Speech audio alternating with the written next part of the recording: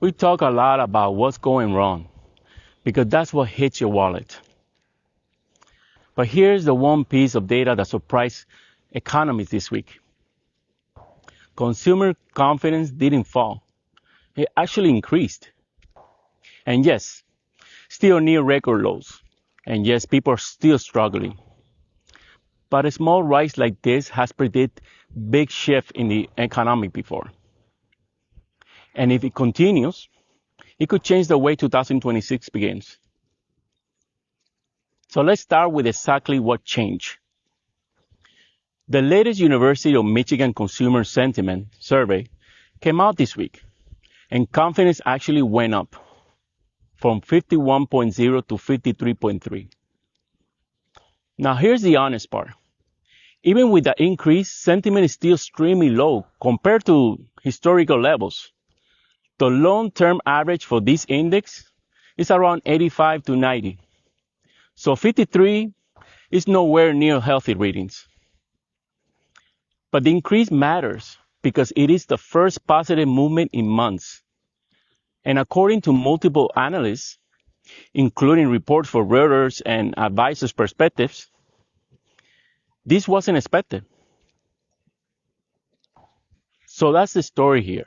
Not a recovery, not a comeback.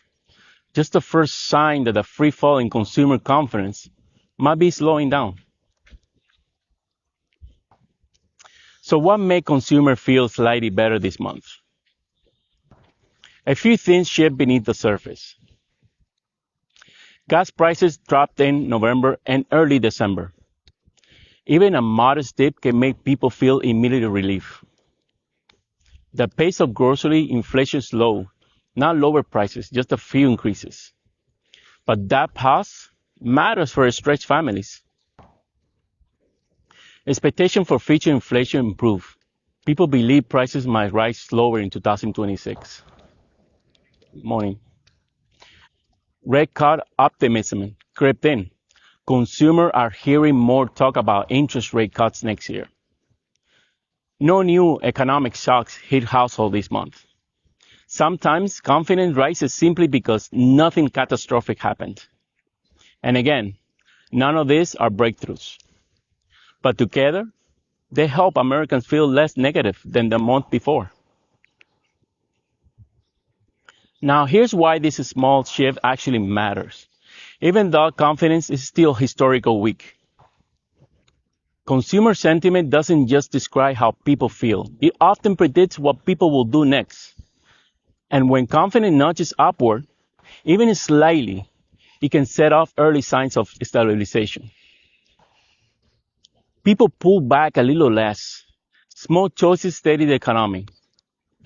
Businesses gain a little more breathing room. They may rethink layoffs or hiring freezes. Housing decisions start moving again. Buyers who pause in fear may start planning again. Inflation expectations cool off. When consumers expect lower prices growth, companies often follow. Markets get slightly more confidence. Markets notice when people become less worried. Now, I'm not saying this changes everything, but it does tell us something we haven't seen in months. People aren't getting more pessimistic, and sometimes that's where turnarounds begin. Even with the improvement, consumer sentiment is still near historical low levels, and the pressure is still real. Prices are still high, groceries, childcare, eating out, nothing is cheap. Rent and housing remain elevated. No major relief is expected in 2026. Home insurance is rising sharply, especially in disaster-prone states. Credit card APRs are at or near record heights. Balancing a budget is harder than ever. The job market is showing cracks. We just saw another 32,000 job loss in the latest report. So yes, confidence went up, but the day-to-day reality hasn't changed. So this is just a signal, not a turning point. So what do we do with all this? Here's what matters for 2026. Watch the next two sentiment reports. One good month is a signal. 3 months is a trend. Keep an eye on inflation expectations. If expectations stays lower, companies slow down price hikes. Pay attention to the Federal Reserve in 2026. If confidence is stabilized, the Fed may feel more comfortable discussing the rate cuts. Reevaluate your budget for early 2026. Not because things are great, but because stability gives you more control. Stay grounded. Improvement is not recovery, but it does suggest that the anxiety we have seen might finally be leveling off. And sometimes that shift alone. We talk a lot here about what isn't working, because that's reality most families are living. But this small rise in confidence, it says something very, very important. People are tired. People are stretched.